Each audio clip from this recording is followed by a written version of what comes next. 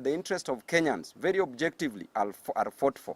Not limited to holding rallies to discuss the plight and the issues affecting Kenyans, not limited to calling for maandamanos, regional maandamanos in every county, in every constituency, in every ward. And these maandamanos will better be imagined than experienced.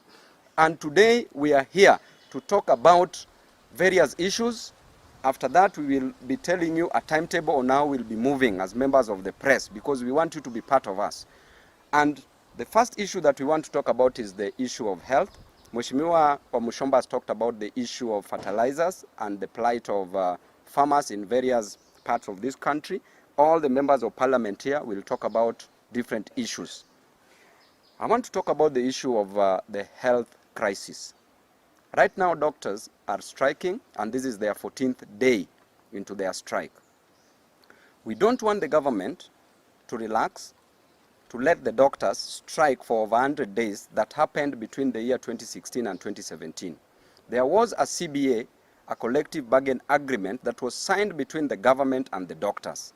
And it entailed, number one, that the doctors be paid their arrears owned by the government.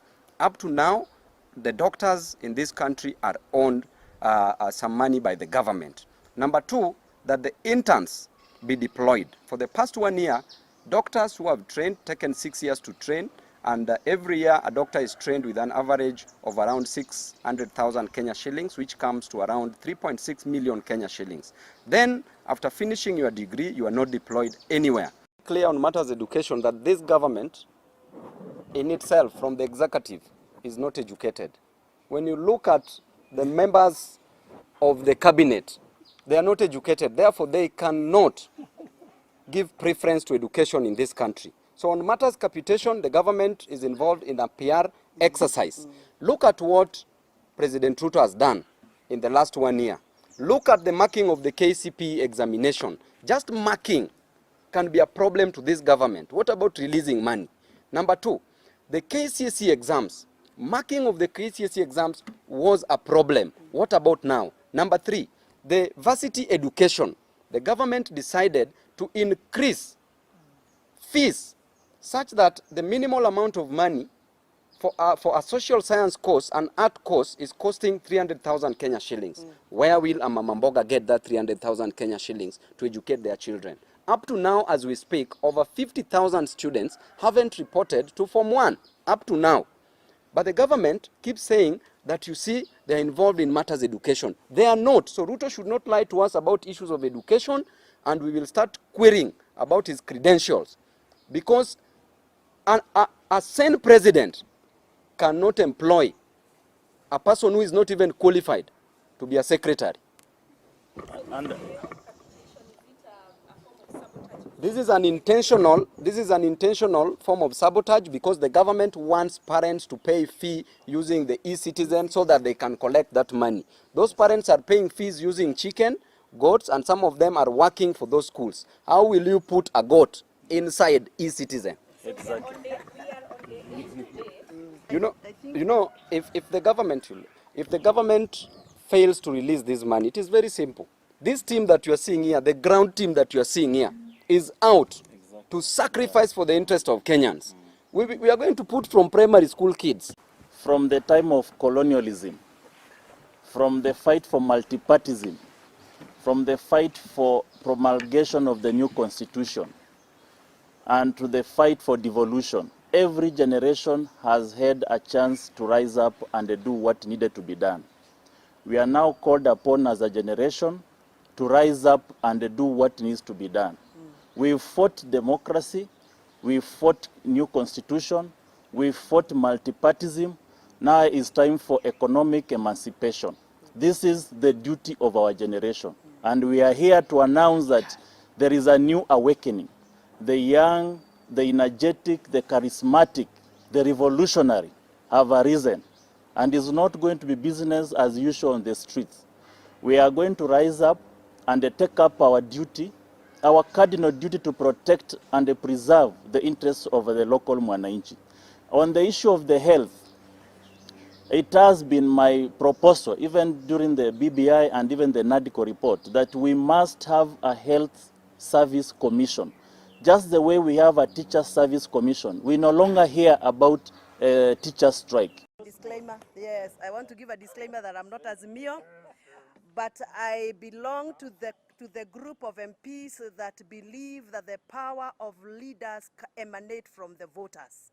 And I come from a piece of cloth where I believe in the leadership model of that I am a trustee of the people that voted for me, and I am their delegate. So I speak their language because I am a delegate.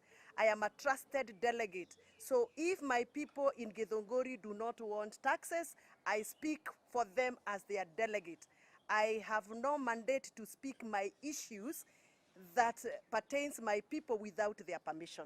And that is why I've joined this group called the Ground Team. This is the team that listens to the ground, and that is why I've joined this team.